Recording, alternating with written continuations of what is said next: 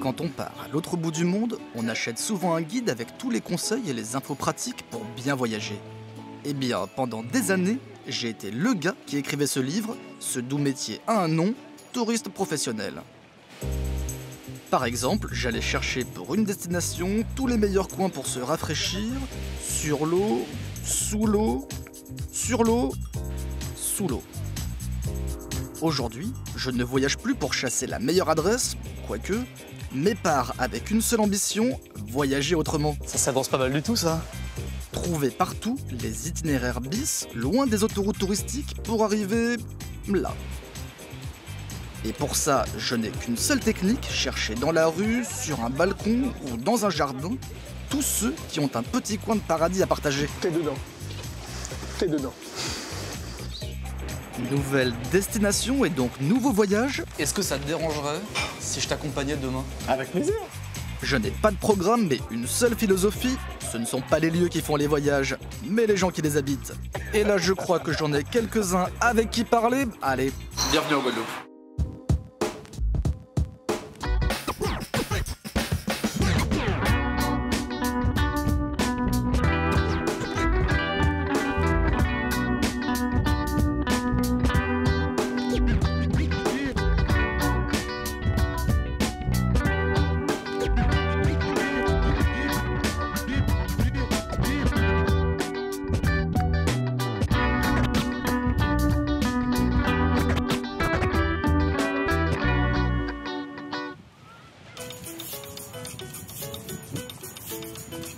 un voyage commence bien avant de faire son sac. Pendant des semaines, voire des mois, on imagine la couleur de l'eau et l'ombre d'un cocotier.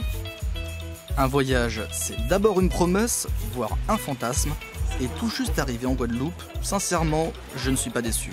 Tout est là, la carte postale est magnifique, mais pour aller voir autre chose, avant de partir, j'ai simplement jeté un coup d'œil sur le calendrier. On est dimanche 7 février, aujourd'hui c'est dimanche gras. Et le dimanche gras en Guadeloupe, c'est pas n'importe quel jour.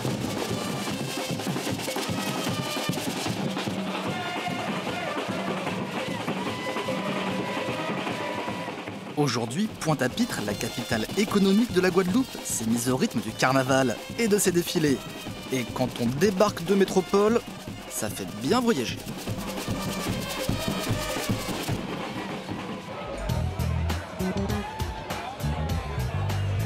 Après un bon bain de foule, j'ai un seul but. Mais là ce que je cherche, c'est un point de vue. Honnêtement, c'est pas le plus compliqué, suffit de trouver un balcon et un sourire. Je peux monter par là. Par là. Bon, j'arrive. Moi j'ai trouvé un spot. Si j'ai bien compté, ils sont au 3e.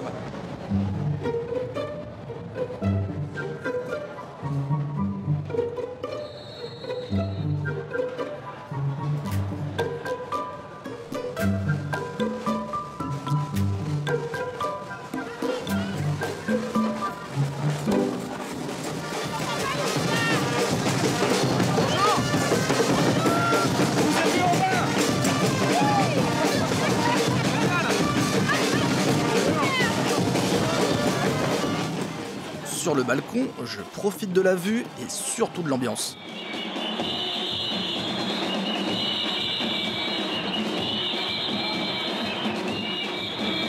Ça permet de faire un break.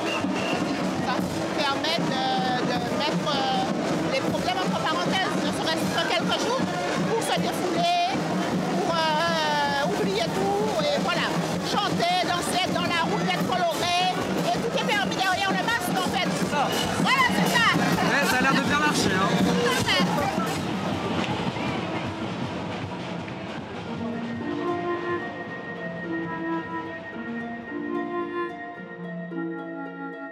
Pendant plusieurs heures, des groupes défilent, rivalisant à coups de couleurs, de paillettes et de chorégraphie.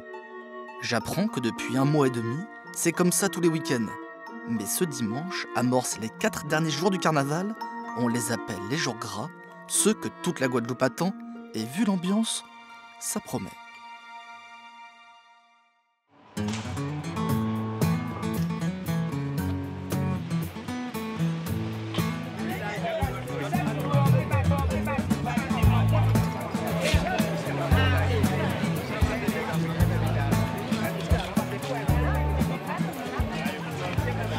vendez pas ce poisson? C'est trop petit. Ah, c'est trop petit. C'est pour eux, ça. Ah, donc ça fait le bonheur des pélicans. Voilà. C'est bien des pélicans, hein? Oui, oui. C'est le gardien de la mer, celui-là. Ah, c'est le gardien de la mer. Ah oui, si, hein.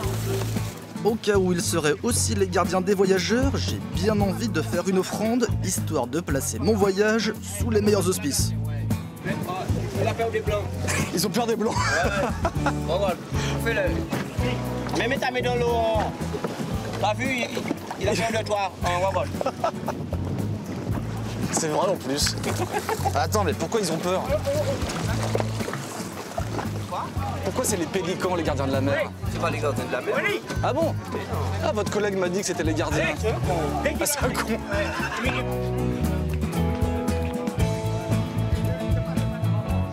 Un peu plus loin, le carnaval donne toujours le ton, bien coloré.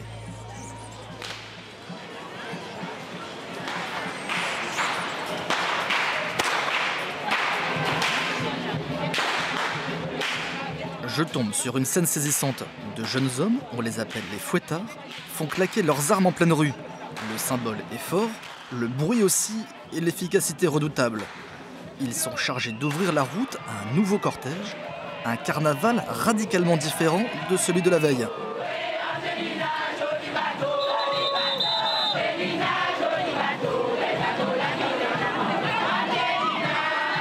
Une marée humaine défile au son des tambours. Pas de fanfare ni de paillettes, encore moins de tapis rouge. Ici, on ne défile pas, on déboule. Et forcément, ça donne des idées. Regardez, c'est bien.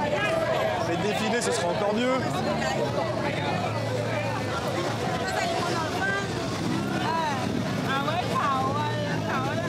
Bonjour. Est-ce que vous savez comment on peut défiler pour le carnaval? En fait, normalement, là aujourd'hui, tu peux aller comme tu voulais. N'importe qui peut défiler. Là, n'importe qui peut aller. On peut y aller. D'accord. Pour ça. Mais il faut se déguiser. Oui, il fallait se mettre comme eux. Ok. Et si moi je veux défiler dans les jours à venir, comment je peux faire? Dans les jours, il faudra aller dans un local, te renseigner pour la tenue et comme ça, tu seras comme eux. D'accord. Bon, je vais essayer.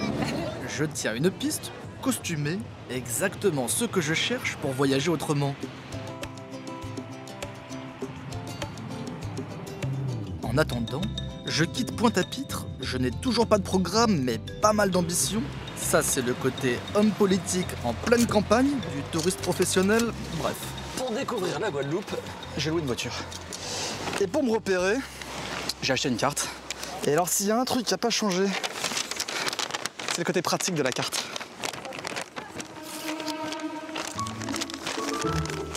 Merde.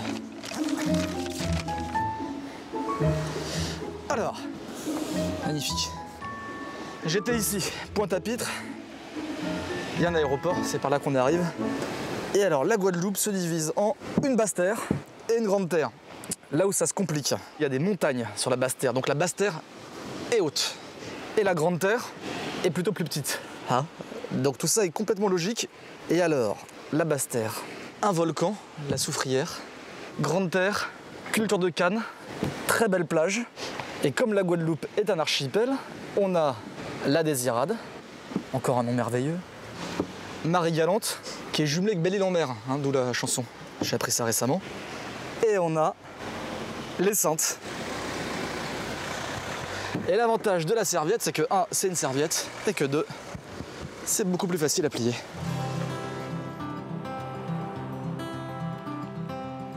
Je suis donc parti arpenter une basse terre et une grande terre, à travers les allées, les chemins, les pistes, voire plus de pistes du tout.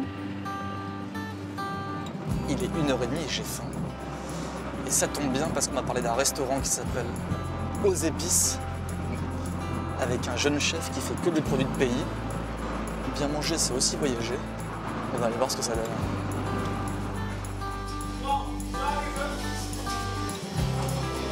Bonjour. Est-ce que vous avez une table pour une personne, s'il vous plaît? Pour une personne. Ouais. Déjà le cadre est plutôt pas mal. Et côté spécialité, c'est pas mal non plus. Tartare de marin, sauce agrumes et roucou, marmite de fruits de mer, je confirme, une bonne cuisine est déjà un voyage, et pour le poursuivre au-delà du dessert, j'ai une personne à rencontrer. Bonjour. Chef. Ah bah, ça a été, vous avez bien mangé? C'était Ça s'est bien délicieux. passé? Ouais. Ah ben voilà. Je suis juste venu vous féliciter. Ah ben merci. Hein. C'était délicieux. Mais là, on a reçu le crabe, hein, comme tu vois. Le crabe justement qu'on met justement dans la marmite de fruits de mer. Mais je crois que c'est une marmite. ça bouge encore là. Ah oui, non, mais le poisson ici généralement c'est vivant.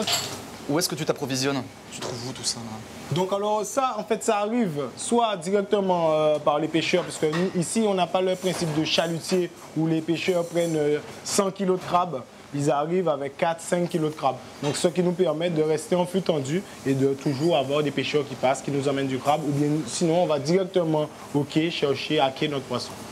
Et là, pour voyager autrement, le principe actif s'applique, il suffit de demander. Est-ce que ça te dérangerait si je t'accompagnais demain? Avec plaisir, avec plaisir.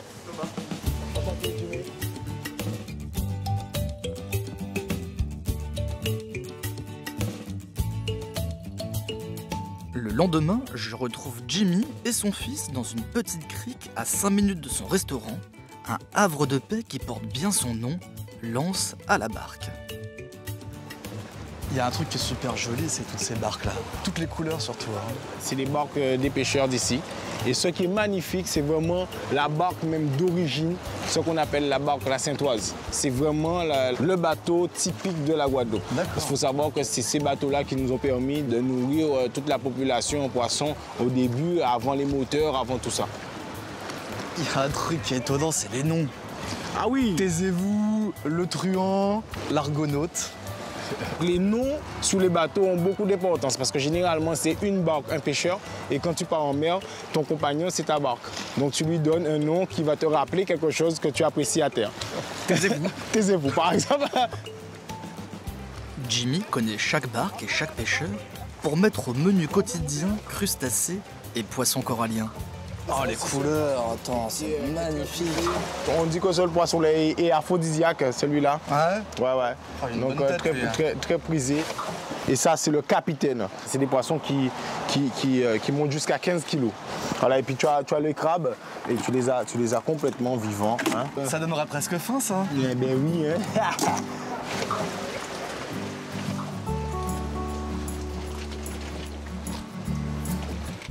J'accompagne le chef pour suivre sa tournée, direction un jardin, mais pas n'importe quel jardin, me dit-il. Je viens de découvrir le guide idéal pour manger autrement. Je te présente Sonia. Bonjour. La maîtresse des lieux. Enchanté. Tiens, je te rends. Ah, mon trésor. Je te rends l'enfant. On est chez vous alors? Oui, vous êtes chez moi, vous êtes au verger de canal.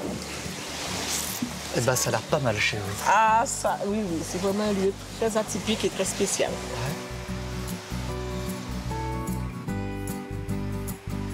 On essaie à échelle de 2 hectares faire un jardin créole. Donc, c'est-à-dire que les choses poussent comme elles veulent. On ne traite la mauvaise herbe que si elle nous embête. On s'est adapté au sol et on s'est adapté au climat. Sonia a créé son verger il y a 5 ans. Pas de pesticides, des espèces oubliées et beaucoup de travail ont donné vie à ce petit paradis. Quand tu parles de jardin créole, c'est quoi un jardin créole? Un jardin créole, c'est une association de cultures de manière à ce que l'un s'associe à l'autre. Un peu comme notre peuple.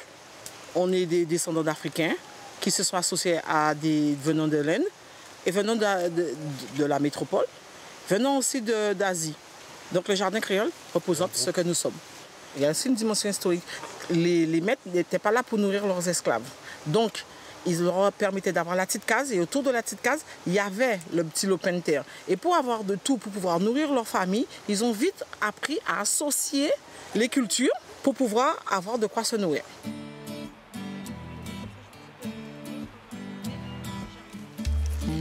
Et l'avantage, quand on a de tout, c'est qu'on peut tout goûter. Des fleurs, des fruits, Oh, c'est super beau ça. des graines, des herbes aussi. Tu sais que faire le tour de ton jardin, c'est prendre un déjeuner. Et c'est surtout un roman, parce que pour chaque espèce, Sonia a une histoire à raconter. Le moringa, c'est l'arbre de vie. Pour les Africains, c'est un arbre magique. Pour les Indiens, c'est un arbre sacré, parce que tout se mange. Tout. Déjà, mange ça. Déjà, mange ça. Tu vas voir. Tu vois, tout a un goût. C'est ouais. ce qui fait la différence. Chaque chose que j'ai plantée, je me suis intéressée en profondeur d'où il vient, comment, quoi, parce que chaque peuple a amené quelque chose. Voilà. Ça veut dire que dans ton jardin créole, on trouve les 5 continents. Oui, voilà. À peu de choses près. Et c'est ça la force et la beauté du créole. Ouais, on est tous des gens qui viennent d'ailleurs. C'est surtout cette richesse qu'on a eue, c'est de pouvoir mettre en commun Voilà. tout ce qu'on a et créer ce peuple créole que nous sommes. Voilà. Et c'est pour ça que créole, caraïbéen, on est unique. Jimmy a trouvé ici tout ce dont il a besoin pour sa cuisine. Des produits de qualité et surtout toute une philosophie. Il vient pas avec disant oui, je veux des tomates, je veux ceci. Non, il vient me dire qu'est-ce que tu as. Et selon ce que j'ai, il associe sa carte. Donc tu t'occupes des matières premières et tu t'occupes De la de transformation. la transformation. Voilà.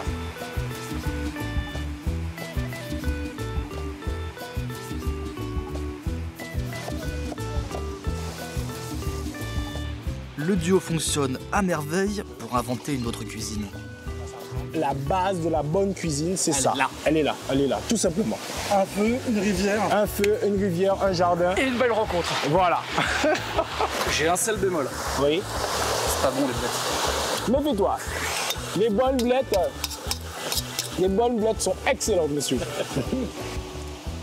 Et à la première bouchée, je dois bien avouer, C'est très bon les blettes. Pour moi, tout est dans le produit. Là où tu vas t'approvisionner, comment, dans quelles conditions c'est fait, dans quelles conditions c'est conservé.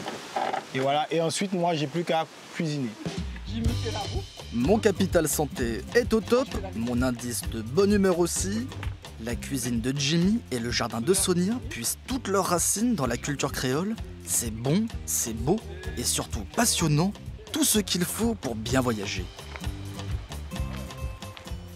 À Bouillante, au bord de la mer, une source laisse s'échapper des eaux douces, brûlantes et thérapeutiques.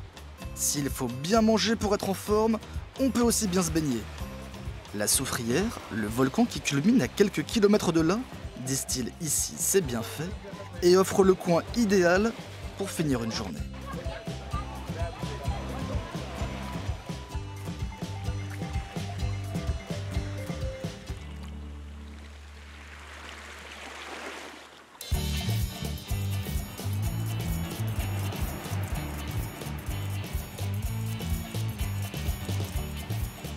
Je suis reparti arpenter les petites routes de Basse-Terre. Sur ce massif montagneux, la forêt se fait plus dense, les nuages s'accrochent au relief, et de nombreux itinéraires de randonnée invitent à sillonner cette nature généreuse. Ils donnent accès à de multiples trous d'eau, cascades, rivières, qui invitent tout à se baigner et profiter d'un cadre unique. Ça s'avance pas mal du tout ça. Je confirme, c'est pas mal du tout, et donc assez fréquenté. Un peu plus loin, la rivière Beaugendre réserve d'autres types de rencontres. Ça les biquettes? Moins de monde, moins d'eau, mais c'est toujours aussi agréable. Les chutes du Carbet sont un des lieux les plus connus et ça se voit. Mais juste à côté, on m'a parlé d'un trou d'eau au nom évocateur, le bassin Paradis. Bonjour. Bonjour. Thomas, enchanté. Oui. Alors c'est ici le paradis? C'est ici le paradise.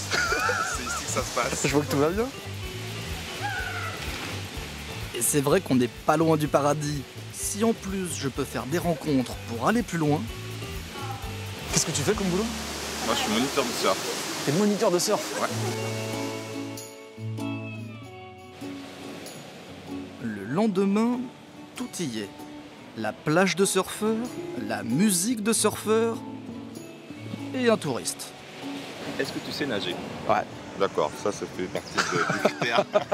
C'est pas important. Ah, ça dépend. Nager, On c'est peut pas un problème. Faire des pompes, je sais aussi. Le reste n'a pas l'air plus On compliqué. aurait pu se mettre comme ça en mode équilibriste, sauf que c'est pas trop stylé, donc tu vas te mettre comme ça, ok?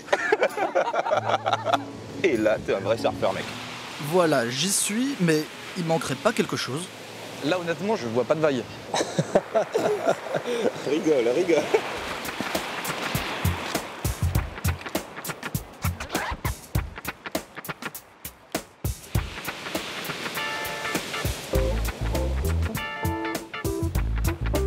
Je pars confiant, je vais intégrer la grande fraternité des surfeurs, je voyagerai désormais à travers le monde en suivant la vague. Ça s'est pas tout à fait passé comme ça.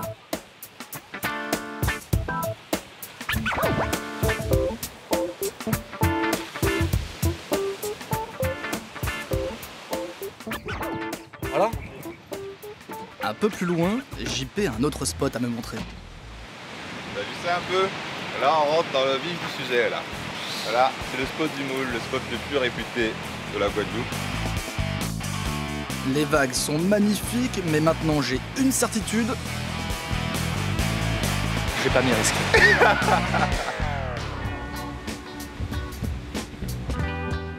Je laisse JP dans les vagues. Avis aux surfeurs, la Guadeloupe offre de belles droites et de belles gauches, pour peu qu'on sache un peu glisser. Sur terre comme sur mer, elle offre surtout un incroyable terrain de jeu et les rencontres pour le partager.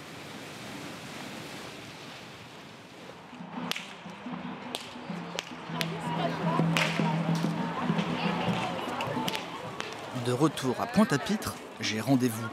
J'ai contacté Mascaclé, un groupe de carnaval très populaire en Guadeloupe. On prépare aujourd'hui le défilé des enfants, parce qu'ici, tout le monde vit le carnaval à fond, vraiment tout le monde. Même les chiens sont déguisés. Eh oui.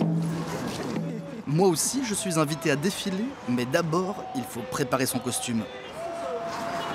Bonjour. Bonjour, mesdames. Bonjour. Ça va? Ouais, et vous? Ça va? D'accord? Ouais. Ouais. Je viens pour mon costume. Ah ben on va commencer. Et on va te mettre avec Marie-Jo. Qui vous voulez? Voilà. On va commencer à... C'est vous, Marie-Jo? Oui. Bonjour. Thomas. Enchanté. Enchanté. Mardi Gras, 9 février. Pearl. Donc Pearl, c'est ça. Donc on apprend un exemple sur le tribu africain, donc c'est ça. Donc moi, je vais te déguiser comme ça. Les hommes, c'est ça. Ouais. Les femmes à l'avant, c'est ça. Tout le monde sait précisément. Ce qu'on doit se mettre. Les Peuls sont une ethnie africaine d'éleveurs nomades. De grands voyageurs, ça devrait m'aller. Pas moins de 600 membres de Mascaclé vont se déguiser demain pour le Mardi Gras. La plupart font leur costume à la maison, mais pour ceux qui auraient deux mains gauches, Myriam, Cathy, Carole et Marie-Jo sont au boulot. Ici, on coupe, on tresse et surtout, on coud. Vous pouvez faire tourner la machine, c'est facile à faire. C'est quoi faire tourner la machine? Eh bien, ce que je fais là. Vous savez quoi? Oui. Je fais la cuisine. Ah ouais. Je fais le ménage. Non, oui. Mais j'ai jamais fait la machine. La couture, c'est pour les femmes alors, si j'ai compris. Non, non, non, j'ai pas dit ça. Ah bon? Non, j'ai pas dit ça parce que sinon. Parce que j'allais arrêter. Non, ouais, non, je sais.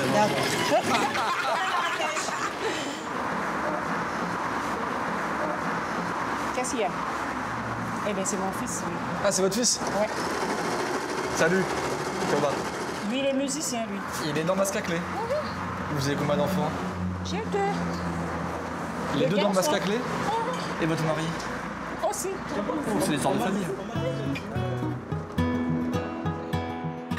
Femme de caractère et doigt de fée, Marie-Jo est membre de Mascaclé depuis 15 ans. Elle vient ici après son travail pour aider qui veut à confectionner son costume. Ben bien sûr, il faut le retourner après. Ici, on ne compte pas son temps et encore moins ses sourires pour le simple plaisir d'être ensemble. Qu'est-ce qui vous plaît autant au carnaval? On a été élevés comme ça. C'est la tradition ici.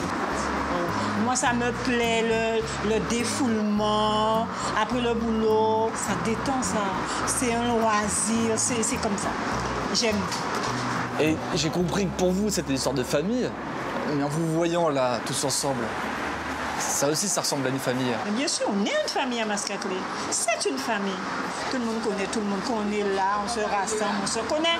C'est ça qui fait le petit plus. On est sûr? Ah ouais? Est-ce qu'il y a un... Non. Ça marche des deux côtés, hein? Oui, si. Il veut pas enlever son jean. Eh ben, oh, je sens que je vais être bien là-dedans. C'est élégant, non? Il manque le chapeau. Il manque le chapeau. Tenez-vous.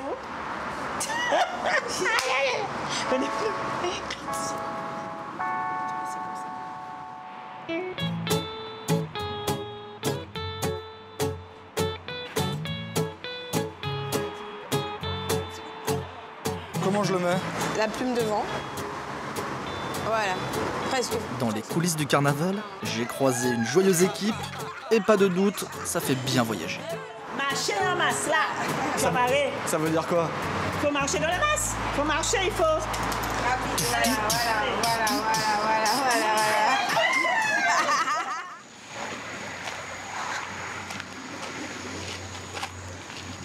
Mardi Gras. Aujourd'hui, c'est le grand jour. Alors, il est 6h30 du matin, parce que le Mardi Gras commence par le Masse Matin, qui est un premier défilé dans les rues aux alentours, en pyjama.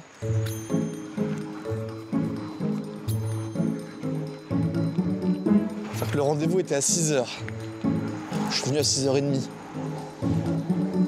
Ah bah voilà. Bonjour.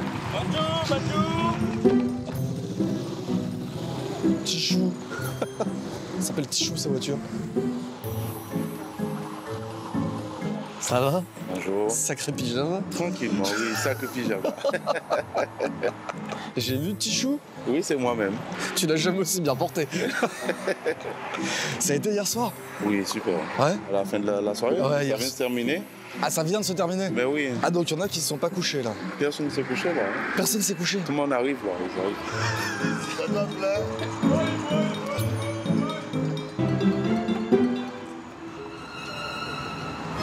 Je sens que la journée va être longue.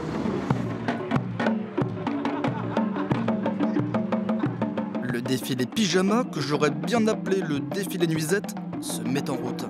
Et manifestement, ce n'est pas une nuit blanche et quelques semaines de carnaval qui vont arrêter les joyeux membres de Masque à Clé.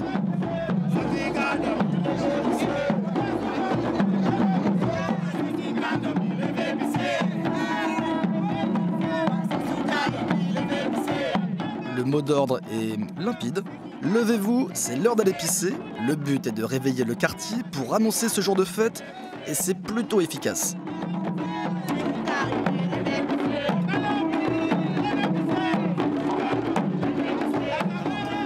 Il y a une ambiance extraordinaire, mais c'est un peu comme débarquer dans un mariage à 4h du matin. C'est-à-dire la fête n'a quand même lieu avant.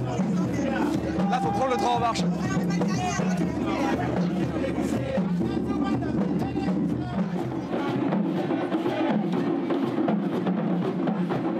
Le parcours est jalonné par quelques arrêts au stand pour reprendre des forces, l'occasion de faire de nouvelles expériences. Qu'est-ce que c'est? C'est du bébélé. Du bébélé. Voilà, c'est une soupe locale. Il y a des bananes, des salaisons, des tripes. Des tripes? Ouais, voilà. Super au petit-déj. Mais alors... Voilà, et puis il y a des dombrés, des petits dombrés. Donc eux, ils ont préparé exprès. Voilà. Ouais. Voilà. D'accord. Là, c'est pas improvisé. Là, oui, c'est un point de ravitaillement. C'est un point de ravitaillement. Et on vous a réveillé alors? Merci beaucoup, c'est parfait. Ouais. Tous les ans, vous faites le ravitaillement? Pas tous les ans, de temps en temps. De temps en temps. Ça arrive. Bon, bah, merci. Hein. C'est avec plaisir.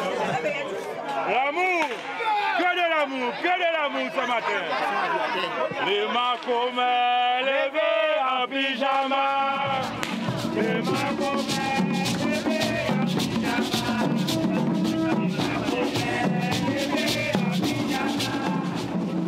Que de l'amour, c'est sûr, et pas mal de folie aussi. Le carnaval, même tôt le matin, est un truc qui vous prend, qui vous porte et vous emporte. À 11h, on déboule encore. Oui, la journée va être longue et elle a vraiment bien démarré.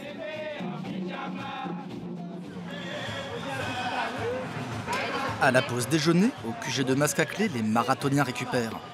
L'occasion de se retrouver entre amis, réunis autour du même plaisir à fêter le carnaval, et la musique n'est jamais loin.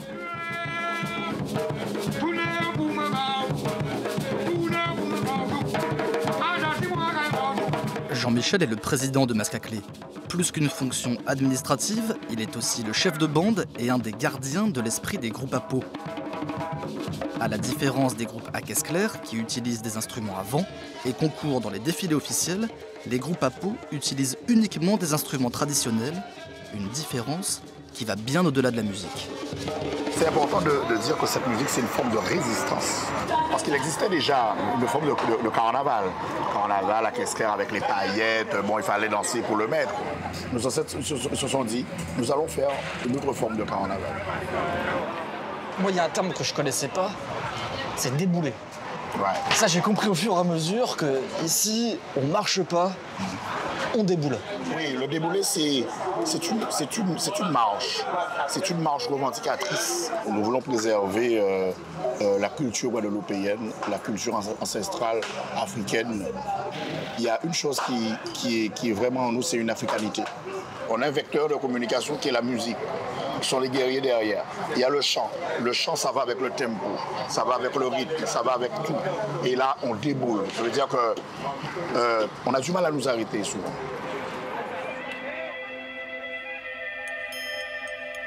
À l'heure de se déguiser en Peul, ces nomades africains, je comprends qu'il ne s'agit pas seulement de faire la fête pour les membres de Mascaclé. Il s'agit aussi de convoquer une histoire et célébrer des origines. Avec des matériaux de récupération, on crée des vêtements fabuleux. Moi qui voulais aller à la rencontre de la culture créole, je viens de trouver une de ses plus belles expressions. C'est un voyage autrement. Emmène parfois beaucoup plus loin que prévu. Alors, on est prêt? Grâce à toi. C'est super. Ah, merci encore. Merci. Hein. Et ça ressort bien. Ça va. Je pensais pas que j'allais porter aussi bien le petit panier. Par contre, qui est-ce qui a mis le chapeau? La plume, c'est devant. Elle est pas devant, hein? Mais non, elle est derrière. C'est moi qui l'ai mis. C'est le seul truc que j'ai fait. Maintenant, c'est bon. Là, c'est bon.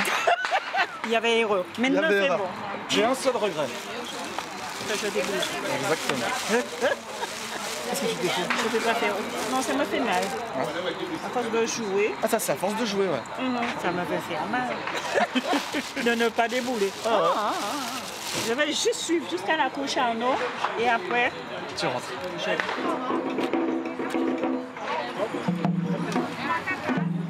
Ça y est, je suis prêt à débouler. Ce soir-là, plus de 600 membres de Mascaclé sont présents, les fouettards devant, les danseurs et les musiciens derrière.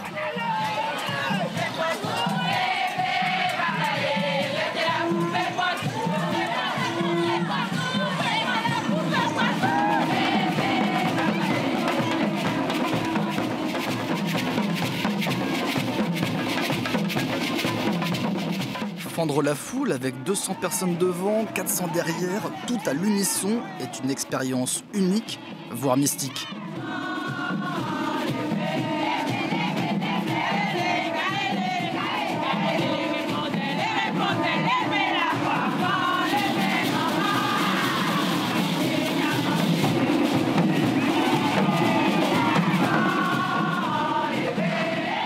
Le carnaval prend une toute autre dimension. La vue se brouille un peu, les tympans chauffent, les bras aussi. Couleur, sueur, ferveur, le mas est en marche et c'est vrai, rien ne pourra l'arrêter.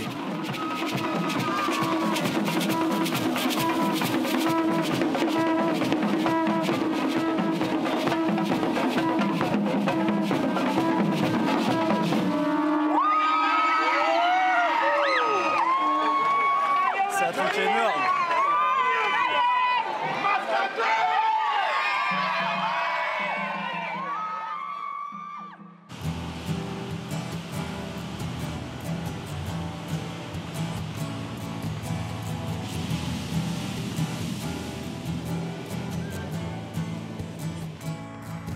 Mes voyages sont toujours des itinéraires qui s'inventent au fil des rencontres, chaque personne ouvrant un nouveau chemin de découverte. JP, le prof de surf, m'avait parlé d'une tradition très répandue dans les Caraïbes, un rendez-vous d'initiés qui a lieu tous les week-ends. J'entends les coqs.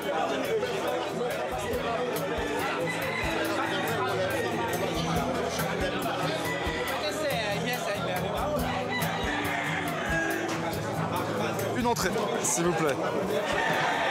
Merci. Les combats commencent à quelle heure? Tout à l'heure, après le pesage. Ah, c'est le pesage d'abord? Ouais, avant, ouais. Je peux jeter un œil? Ouais, tu peux aller. Ouais, merci. Bonjour. Messieurs, bonjour. Ça y est, vous êtes déjà prêts? Ouais, Prêt pour le combat. Prêt pour le combat? Mais oui. Vous avez choisi la meilleure place? Ah non, mais moi j'aime pas rester là parce que je monte là-haut. Ah, vous montez là-haut? Jusqu'en haut. D'accord. Il y a du vent, c'est bien ventilé. Ouais. Mais là, non. Quand tout le monde est là, il fait chaud là. Vous me réservez une petite place à côté de vous? Ah, il n'y a aucun problème. Alors, je dois vous dire que je suis jamais venu à un combat de coq. À un combat de coq.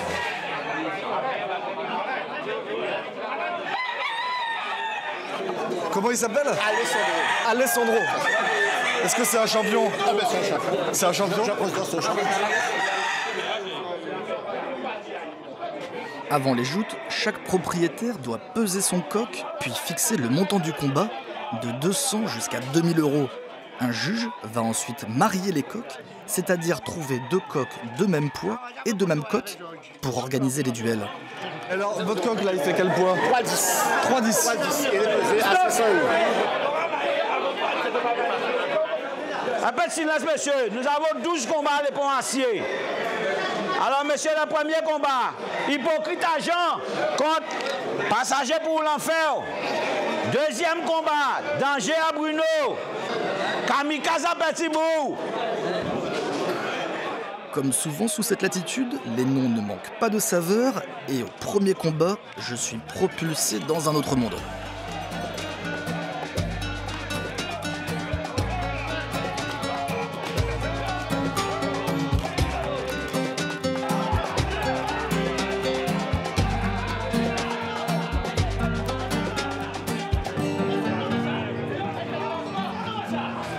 Alors je vous avoue, quand on découvre le spectacle, il n'est pas dans l'arène, il est tout autour. Exactement. C'est impressionnant, la passion, la ferveur qu'il y a. Et alors vous venez combien de fois par mois? Oh là là, il y a 4 semaines, 8 fois. 8 fois par mois. Donc en fait, vous en ratez pas un seul. Ah non. Oh là, si je rate, je suis malade. Les joutes ressemblent au combat de boxe. Pour déterminer un vainqueur, la règle est simple. Si un coq refuse de combattre pendant plus de 22 secondes, parce qu'il n'a pas envie, qu'il est timide, ou qu'il en a marre de prendre des coups, il est déclaré perdant. Les durées du duel sont limitées et les matchs nuls courants.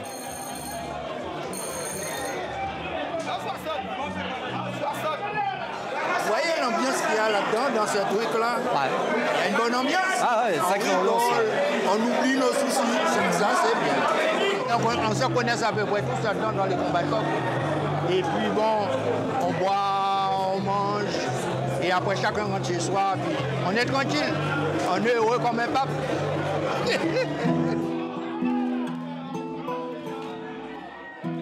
Les combats de coqs sont arrivés avec les Espagnols dès le XVe siècle. Autrefois spectacle réservé aux riches, ils sont peu à peu devenus une culture populaire. On trouve ces arènes appelées pit à coq dans toute la Guadeloupe et plus largement les Caraïbes, et cette tradition autrefois décriée est désormais encadrée et reconnue comme un patrimoine culturel. Quelques minutes avant le combat d'Alessandro, un des champions du ring, je retrouve Georges, le propriétaire du Gallinacé. Mais ils se battent pourquoi les coqs? C'est pour être le roi du... Non, c'est pour pouvoir... Le roi du poulailler le roi du poulailler, voilà, c'est ça. Depuis la nuit des temps, c'est comme ça. En Égypte, depuis les pharaons, ils ont été... C'est une race d'animal comme ça. Donc ils sont naturellement agressifs. Agressifs, voilà.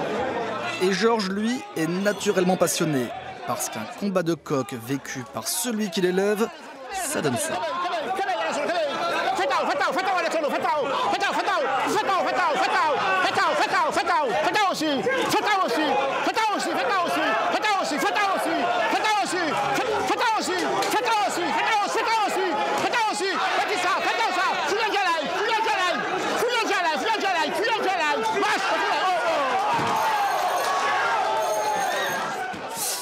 Aïe, là, Alessandro n'a pas gagné. Bon, on va prendre des nouvelles du champion. Ouf, le coq va bien. Et le propriétaire aussi. Mais on va quand même prendre la peau. Ah ouais, allez-y. Allons-y, allons-y. On va prendre la peau. Ouais.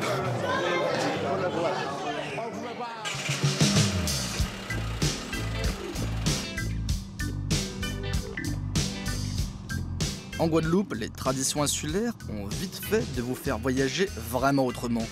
Depuis le début de mon séjour, je ne sais jamais où je m'embarque, mais se laisser porter au fil des rencontres peut se révéler assez renversant. Comment je me suis mis la tête à l'envers? Tout a commencé à cause de Jimmy lorsqu'il m'a parlé des Saintoises. Forcément, ça m'a donné envie d'en savoir plus. Je tire le fil de mon voyage, donc on m'a conseillé d'aller voir Jean Forbin, qui apparemment est un charpentier traditionnel. Bon, encore faut-il que je le trouve. Je crois que son atelier est ici, mais c'est pas tout à fait traditionnel. Au début, j'ai eu comme un doute. Bonjour, je cherche Jean Forbin. Il est en chantier bois. Pardon? Puis j'ai pas tout compris. Il est au chantier bois. Et j'ai trouvé Jean Forbin dans son atelier. Bonjour. Il y a un truc, c'est l'odeur. L'odeur du bois? Ah, l'odeur du bois, ouais. Il y a vraiment une odeur... Ah non, mais tu sais, moi, je te dis que je travaille là-bas, mais quand je quitte au chantier résine, j'arrive ici, je change, quoi. C'est pas pareil.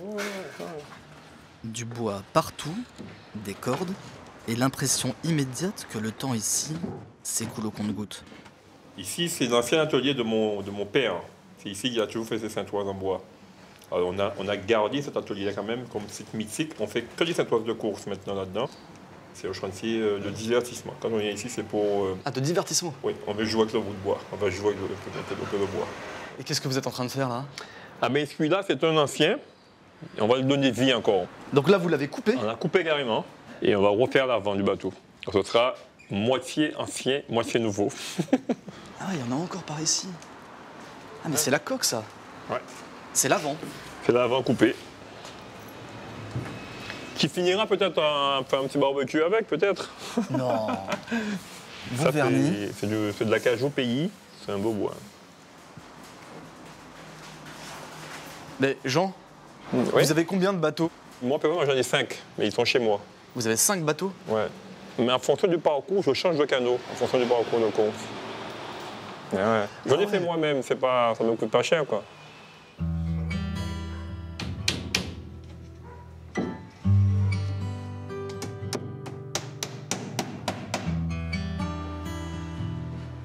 C'est la 3e génération de constructeurs chez la famille Forbin. On perpétue le métier, quoi. Les Saintoises de course, il n'y a pas de plan, il n'y a pas de trace. Les Saintoises, c'est fait pour mettre traditionnel, pas fait pour mettre à la machine et tout. Pas une seule Saintoise ne se ressemble. Tout se fait à la main donc, et à l'expérience.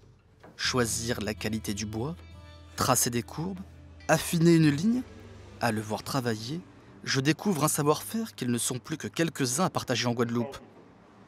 Mais l'atelier de Jean est loin d'être un musée. Ici, on ne construit pas des bateaux pour sauver un patrimoine, on fabrique des bêtes de course pour gagner. Et c'est là que tout s'est enchaîné. Il m'a proposé de monter à bord. J'ai pas dit non. Impressionnant. Impressionnant. Présentation de l'équipe. Franck Dragin, numéro 1. Michael Forbin, Fauquier. Thomas Moussaillon. Moussaillon. Sarah, la dernière. Et moi, qu'est-ce que je fais? Ah ben tu feras le lift à bord et tu vas y couper. C'est chiant. Je vais y couper. Tu vas y couper. Et celui qui fait la mauvaise manœuvre où on coule, il découle tout sur le bateau. Alors, si c'est ton cas, tu vas... Parce qu'on peut couler. Ah ouais. On va dessaler, on ne coule pas. On dessale, ouais. Bon, dessaler, ça veut dire couler. Non, ça veut dire se renverser. Se renverser, voilà. Okay. Je pars heureux et pas forcément rassuré. Oh là, mais c'est pas stable. Voilà, c'est sûr, je vais écoper.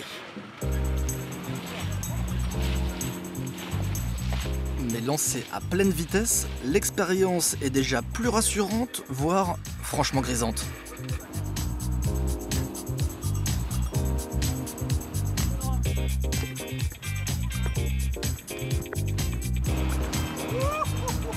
Jean et son équipe s'entraînent chaque semaine pour courir le Tour de la Guadeloupe à la voile, une compétition de Saintoise très populaire. Naviguer dans la baie de Pointe-à-Pitre sur une Saintoise, entre les grues maritimes et, tiens, des épaves de bateaux, c'est plutôt insolite, mais pour les amateurs de sensations et de tradition, c'est aussi un vrai bonheur, surtout quand on ne dessale pas. Et merci encore. Au bout de cette journée, je viens d'intégrer la fraternité des marins, je finis heureux et bien rincé.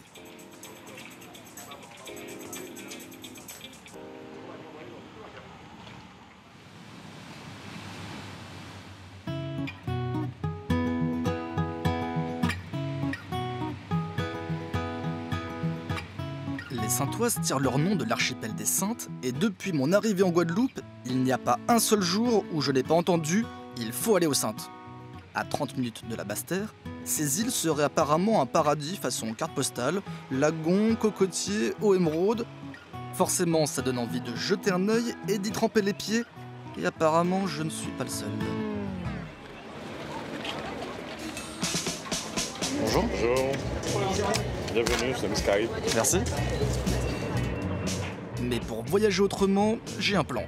Les Saintoises sont composées de 2 îles, Terre de Haut et Terre de Bas.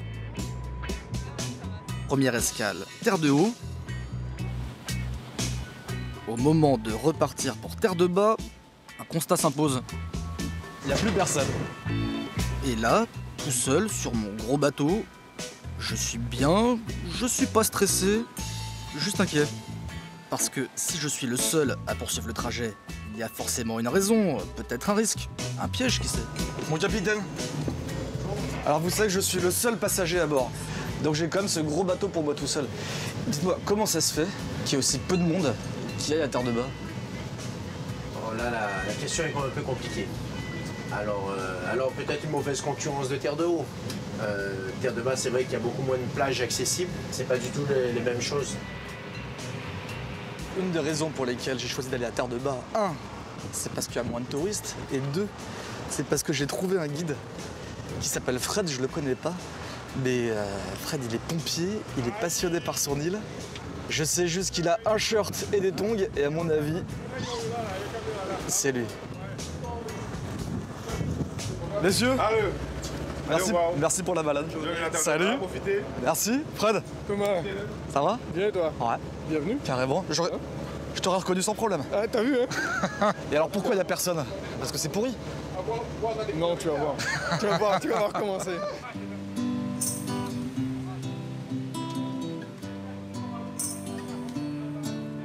Fred n'a pas tort, 2 minutes de marche suffisent pour prendre un peu de hauteur et découvrir ça. Je suis conquis. Ah ouais. Voilà. T'as vu le spectacle? Quand t'arrives là, tu te dis, ouais, j'y suis. Et finalement, je bouge plus. Voilà. Je te cache pas que la couleur de l'eau est assez encourageante.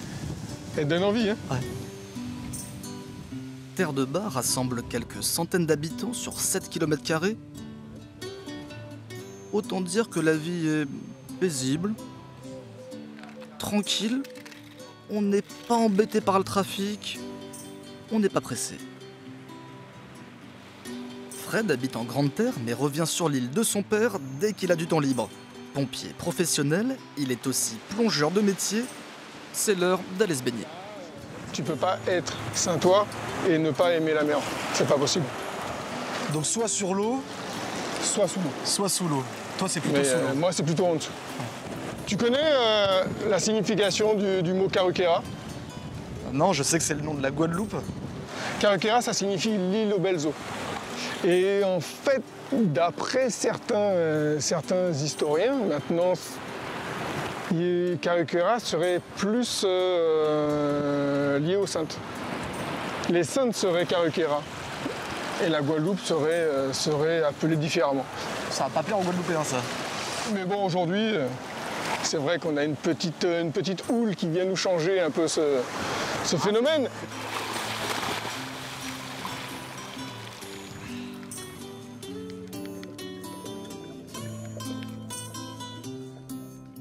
C'est vrai, les eaux ne sont pas limpides, pas de gros poissons à l'horizon, mais un fabuleux jardin.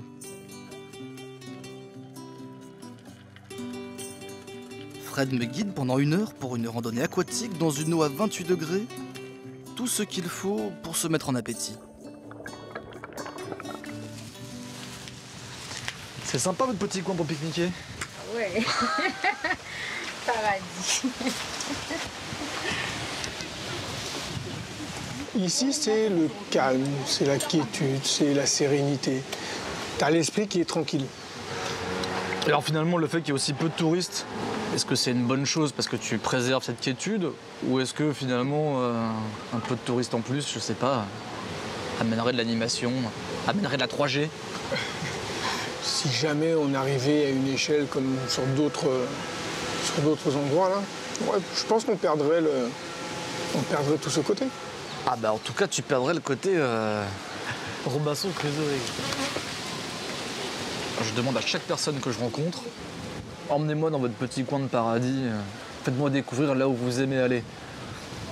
Mais toi, finalement, la question se pose pas trop. Hein. T'es dedans. T'es dedans. Le spot est unique. Je viens de toucher le Graal de mon voyage. Jusqu'au bout, la Guadeloupe aura tenu ses promesses, celle de rencontrer Fred, mais aussi Marie-Jo, Jimmy ou Jean, pour découvrir un pays d'une richesse infinie. Tous ont confirmé l'adage, ce ne sont pas les lieux qui font les voyages, ce sont les gens qui les habitent. Mais quand les lieux sont aussi beaux, on ne va pas se mentir, ça compte aussi. Bon bah, fin de voyage en Guadeloupe. Il me restera encore quelques îles, quelques plages, quelques villages. Pas mal de gens rencontrés. Maintenant, c'est pas tout ça, mais j'ai de la route à faire.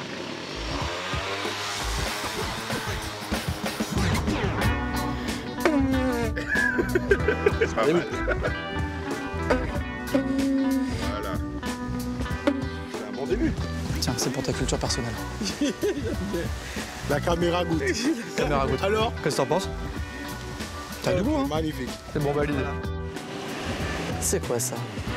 Eh ben ça, je sais pas. C'est Marie Galante. C'est Marie Galante, c'est marqué. Ah, c'est sérieux. Ça va les gars? Ça va? C'est le bassin. C'est le bassin.